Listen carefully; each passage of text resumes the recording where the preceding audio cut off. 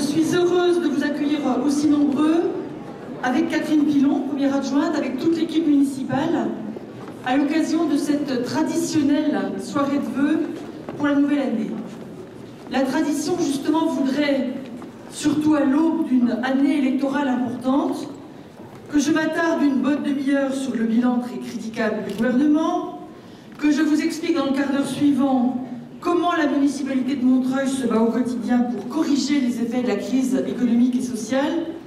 Mais rassurez-vous, chacune et chacun se fera sa conviction sur ce point. Moi, je pense que le bilan du gouvernement est désastreux, mais c'est de Montreuil et des habitants de Montreuil que j'ai envie de vous parler ce soir. Si nous sommes rassemblés ici, c'est parce que nous partageons tous quelque chose de très fort. Notre attachement à Montreuil, une ville hors du commun, au passé si riche, à l'avenir si prometteur, qui cumule, plus que d'autres sans doute, tant de difficultés, mais aussi tellement d'atouts. Que vous soyez membre d'une association, commerçant, artisan, artiste, agent de la ville, ou partenaire associatif, partenaire économique, partenaire de nos projets urbains, les routes, les écoles, les crèches, les logements, les commerces. Peut-être avez-vous aussi ce sentiment que Montreuil n'est décidément pas une ville tout à fait comme les autres. Tout d'abord parce qu'elle dégage une énergie exceptionnelle. L'énergie créative de ses habitants dans tous les quartiers, de son cinéma, de ses troupes de théâtre, de ses musiciens, de ses plasticiens, de ses graffeurs, pour ne citer que ceux-là. L'énergie festive qui rythme la vie du melting pot montreuillois tout au long de l'année, avec la multitude de repas et de fêtes de quartier, les lueurs d'hiver au Bel-Air, le festival de jazz de la rue Saint-Antoine, ou encore la fête de la ville ou le bal de la Libération. L'énergie solidaire dont beaucoup d'entre vous ont témoigné en 2011, au quotidien, dans vos familles, auprès de vos amis, quand des Montreuillois ont été touchés par des drames, comme celui de la rue Parmentier qui restera gravé longtemps dans les mémoires. On n'oubliera pas non plus le geste héroïque de 6 jeunes résidents du quartier Le Morillon qui n'ont pas hésité à mettre leur propre vie en danger pour sauver des enfants enfermés dans un appartement menacé par les flammes. Ils sont ici parmi nous ce soir. Bienvenue à eux. Ce ne sont là que quelques images, mais elles forment une mosaïque incomparable. Alors vous comprendrez qu'à l'heure de prononcer les vœux de la municipalité pour 2012, c'est d'abord aux Montreuillois que je pense, à tous les Montreuillois. D'autant que cette crise économique et sociale qui fait les gros titres des médias depuis quelque temps, nous la ressentons ici chaque jour, de manière très concrète, à travers les difficultés vécues par les familles. Mais cette crise n'est pour aucun de nous un prétexte au renoncement. Au contraire, nous devons continuer de faire vivre les valeurs de Montreuil, en étant plus solidaires encore, en préparant l'avenir, en inventant les solutions nouvelles pour répondre aux questions qui traversent notre société. Être solidaire, être plus solidaire, faire face à l'urgence, c'est bien sûr une priorité. Je ne suis pas ici pour vous détailler les orientations du budget de l'année qui vient, mais il faut retenir ce chiffre, plus de 30% alloués aux politiques sociales municipales et un quasi-doublement des crédits du Centre communal d'action sociale.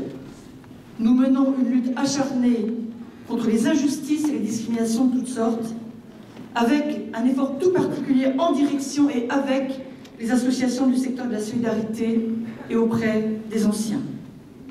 Être solidaire et fidèle aux valeurs de Montreuil, c'est aussi, alors que l'hiver s'installait, décider de ne pas laisser à la rue 250 personnes expulsées l'été dernier d'un squat de la rue des Sorins qui présentait des dangers manifestes, des personnes restées sans abri depuis, l'État ne proposant aucun hébergement d'urgence. Ces personnes passeront l'hiver au chaud, grâce à toutes les femmes, à tous les hommes du quartier qui se sont mobilisés avec eux, grâce à l'action de nos agents, à l'action municipale. Mais il ne s'agit pas, évidemment, de s'occuper seulement de l'urgence. Il s'agit de préparer l'avenir.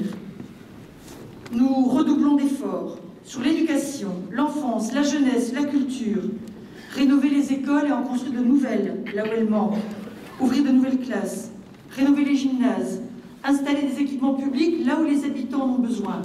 Ici, un centre social, là, une maison de quartier. Ailleurs encore, un espace vert.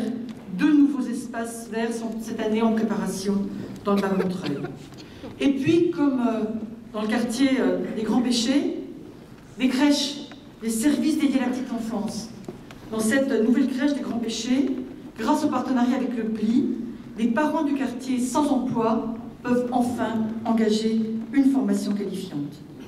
Et puis, l'engagement aussi pour la jeunesse, avec cette année la remunicipalisation du Café La Pêche, pour renforcer un espace de création sans équivalent dans notre ville, connue bien au-delà des limites de Montreuil. Vous savez que nous n'avons pas aménagé notre peine depuis 3 ans pour restaurer la capacité d'investissement de la ville. Nous pourrons cette année dégager un budget d'investissement près de 3 fois équivalent à celui de l'année dernière. Préparer l'avenir, c'est également réussir la communauté d'agglomération Est Ensemble, dans laquelle Montreuil s'est engagé avec 8 autres villes. Parce qu'on est plus fort à plusieurs pour traiter de sujets qui dépassent la stricte échelle locale. Et je veux ici saluer, au nom de toute l'équipe, la présence de Gérard Côme, le maire du Pré-Saint-Gervais, premier vice-président de la communauté d'agglomération Est Ensemble, qui représente son président Bertrand Kern. Merci Gérard. Préparer l'avenir, c'est aussi se montrer volontaire en matière d'urbanisme, pour ne pas subir les conséquences de décisions prises au bout le bout, parcelle par parcelle, par des aménageurs privés peu au fait de la réalité sociale et de l'identité de la ville. Mais je suis sûre que nous aurons beaucoup d'occasions de revenir sur tous ces projets que vous connaissez bien désormais. Évidemment, la poursuite de la construction du quartier de la mairie, avec, à la fin de l'année, l'inauguration du centre commercial et quelques semaines plus tard, l'inauguration du nouveau Méliès, avec la 2e phase du projet de rénovation urbaine du quartier Bella-Grand Péché, avec le déblocage de la rénovation du quartier de Lannou, avec le travail considérable qui devra être accompli encore pour accompagner l'arrivée du tramway, et un peu plus tard, de nouvelle station de la ligne 11 du métro. On ne s'y attendait pas, mais elle sera certainement prolongée avant la ligne 9, pour laquelle une association de maires s'est mise en place tout récemment.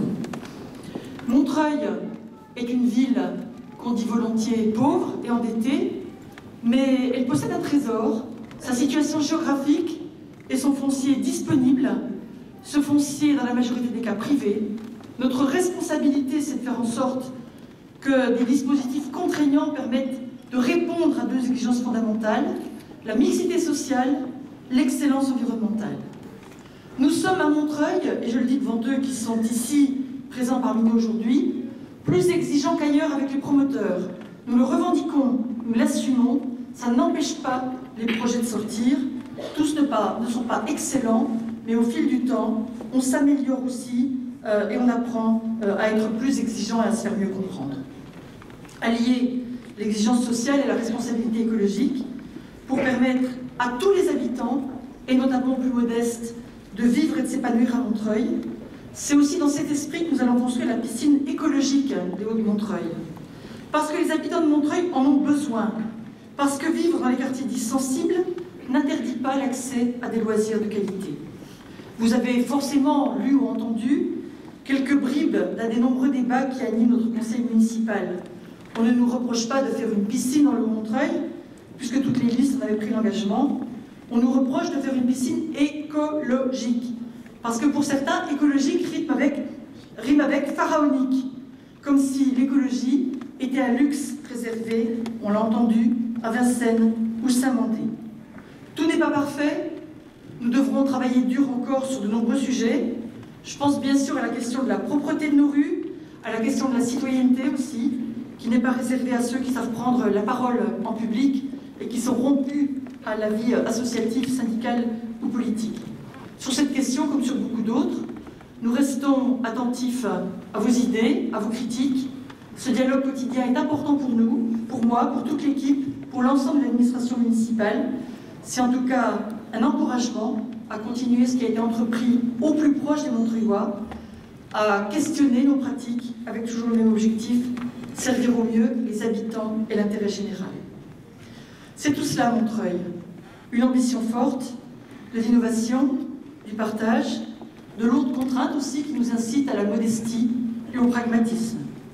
Je crois que cela constitue en quelque sorte la marque de fabrique de l'esprit qui anime cette ville, pas tout à fait comme les autres. Plus on s'éloigne de Montreuil, plus on a l'occasion de l'apprécier, plus on est conscient du caractère extraordinaire de ce qui se passe ici. Je crois d'ailleurs que certains y réfléchissent en ce moment. L'idée d'un label Made in Montreuil a été avancée, les fondateurs sont présents ce soir, ils regorgent d'idées et de dynamisme. Ils sont l'illustration du fait qu'il ne faut pas tout attendre de la collectivité et que les idées peuvent cheminer plus vite qu'on l'avait imaginé. Je vous invite en tout cas à vous rapprocher d'eux et de leurs projets. J'en ai pratiquement terminé.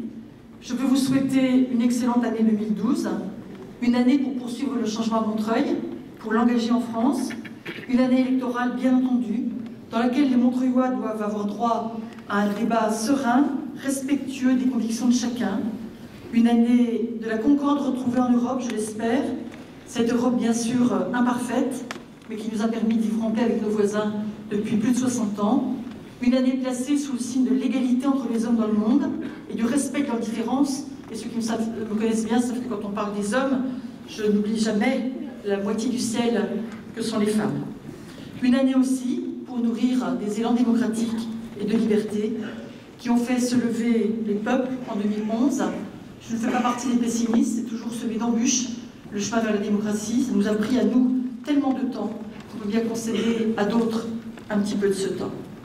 À toutes et à tous, une bonne santé pour vous-même, pour vos proches, beaucoup de réussite dans vos projets, de la fraternité, du partage, de la solidarité, du plaisir de faire ce pourquoi vous êtes venus ici. Merci.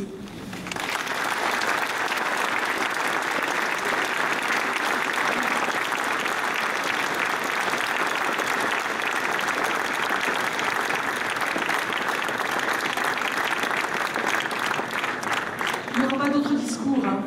Boire, manger et partager. Merci.